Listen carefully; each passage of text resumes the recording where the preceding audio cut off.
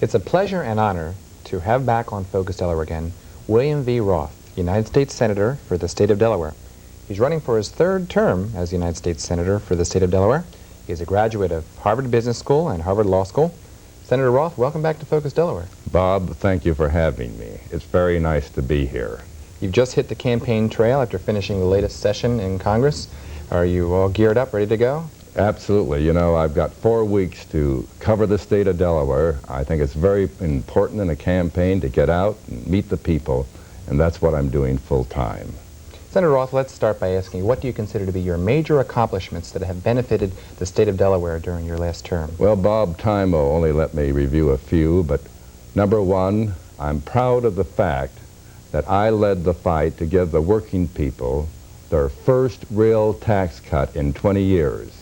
The Roth-Kemp tax cut means that the typical American family, according to the Tax Foundation, a nonprofit organization, will make a savings next year of $825. I think it's important that we reduce taxes in fairness to the people and in order to get this country moving. Secondly, I'm proud of what I've done to try to protect and create jobs. For example, I led the fight in the Senate at the request of UAW to give the loan guarantee to Chrysler. That saved something like 4,000 to 5,000 jobs in Newark. I'm proud of the fact that I led the fight with respect to Amtrak. Ted Kennedy and the Speaker tried to steal that and take it to Massachusetts. And working with Jack Parody, the head of the railroad union, we were successful in stopping that. I believe that we've got to create jobs. During this recent tax legislation, I was able to get two things accomplished.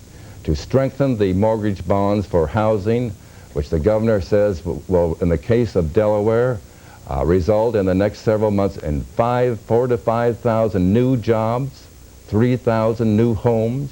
I'm proud of the fact that we were able to strengthen the industrial development bonds because that's been the main springboard for jobs here. So these, Bob, are just some examples of the things as both chairman of Government Affairs Committee and a senior member of the Finance Committee I've been able to accomplish. Oh, they're both important committees. Let's examine the Roth-Kemp bill. Now, before that bill was passed, we faced budget deficits of about $40 billion. Now we're facing budget deficits of $150 billion.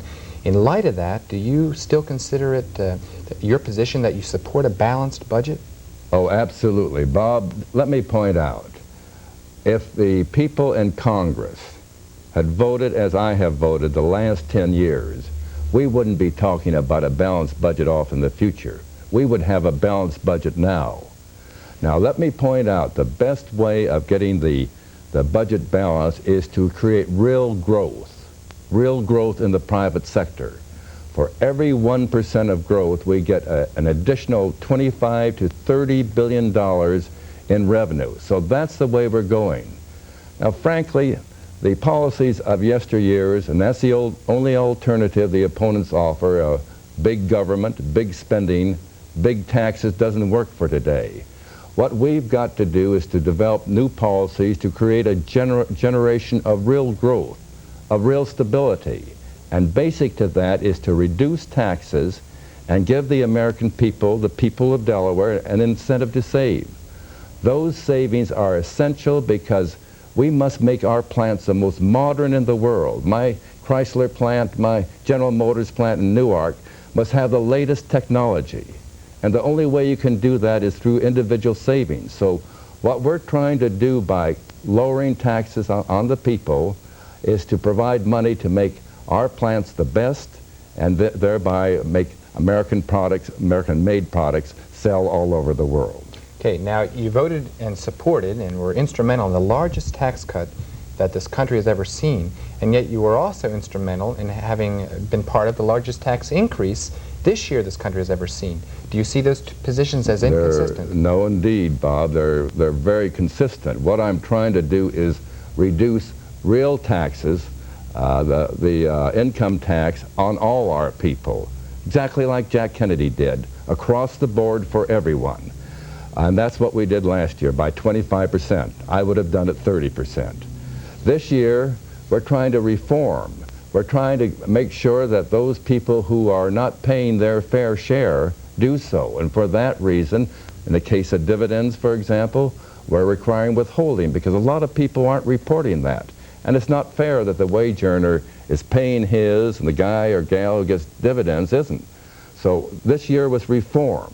And that's the pattern we must continue, is to reduce the rate of taxation on the working people, give them incentives to save, and reform by eliminating tax loopholes. Speaking of tax loopholes, there was the Bradley-Mitchell Amendment, which would have provided a majority of the tax cuts from your Roth-Kemp bill to be targeted towards individuals earning less than $50,000 per year. You voted against that, Senator. Why was that? For the same reason that Jack Kennedy in the 60s proposed across-the-board tax cut. Let me say Bradley and his group were trying to kill any tax cut. Time again in the Finance Committee and on the Senate floor, they were trying to eliminate any tax reduction at all. When they came along with what they call the targeted, it shows that they don't understand. They don't understand because what we're trying to do is reduce taxes for everyone. Let me point out that it's been estimated that if we don't reduce all rates of taxation, that all working people by the end of the century would be at the 50% rate. We can't do that.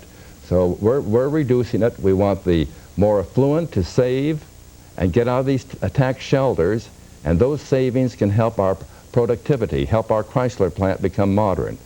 For those on the lower end of the economic scale, many of them need it today because they're having a hard time making ends meet. What is your position on the constitutional amendment regarding voluntary school prayers? Bob, I'm a very strong supporter of school prayer. In the Congress, in the Senate, every morning we open with a non-denominational prayer, voluntary prayer. When we give the Pledge of Allegiance, we recognize God. It seems to me that it's only right that our local authorities be able to have school prayer if that's what they choose. And for that reason, I'm disappointed that the liberals in this Congress defeated it.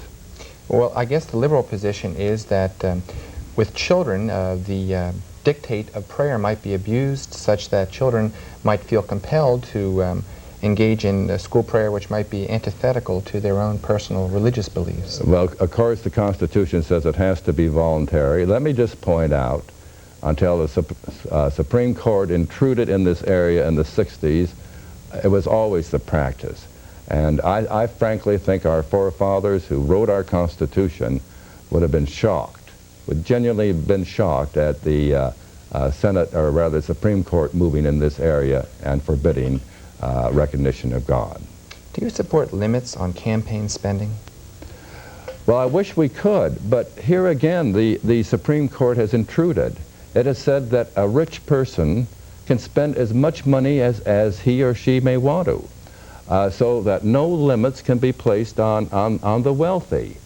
Frankly, I don't want a Senate made up of just rich or millionaires. So we literally cannot, under the Supreme Court ruling, put such a cap.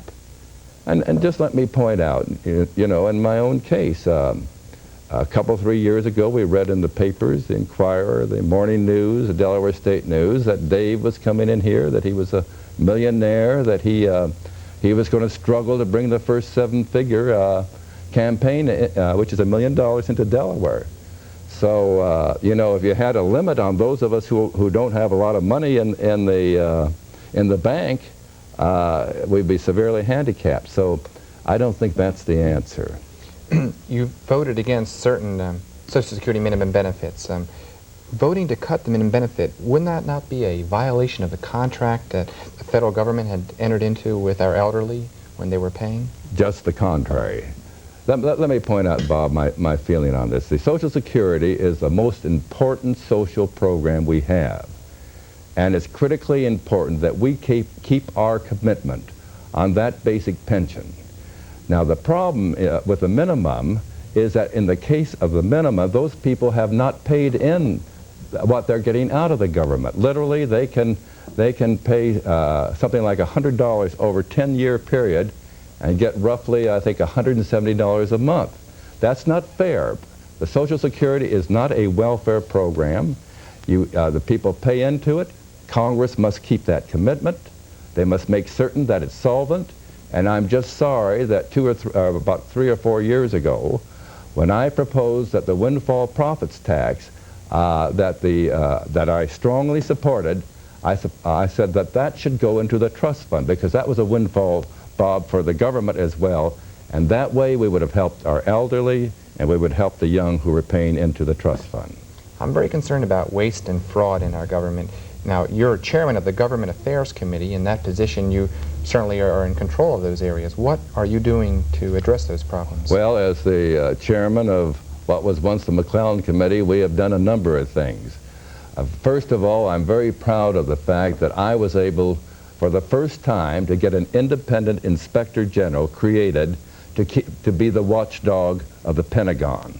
When we created that during the Carter days, we're unable to get one adopted, and by working out, there were some legitimate concerns we took care of.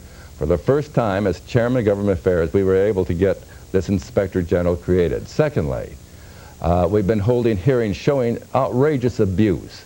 For example, in the case of military procurement, we have found that competition has gone down 11% over the last 10 years. Now, we've got legislation before us. We reported out of my committee to force the military not to use a sole source to give contracts to their friends, but to use competition. We have found, for example, other areas of abuse, that many people use false identification for Social Security cards. By doing that, and they defraud the food stamp program, the Social Security problem. We've got aliens coming from overseas who are using false identification to get on college programs. So we're focusing right now on trying to get a security card that can't be duplicated. Well, thank you, Senator Roth, for coming on Focus Delaware and sharing with us some of your views. Thank you, Bob. It's a real pleasure to be here with you. Wish you best of luck. This has been United States Senator Roth, Senator for the state of Delaware, and we wish him best of luck, and you'll be hearing later on the show from his opponent, Dave Levinson. Stay with us. We'll be back with more right after these short messages.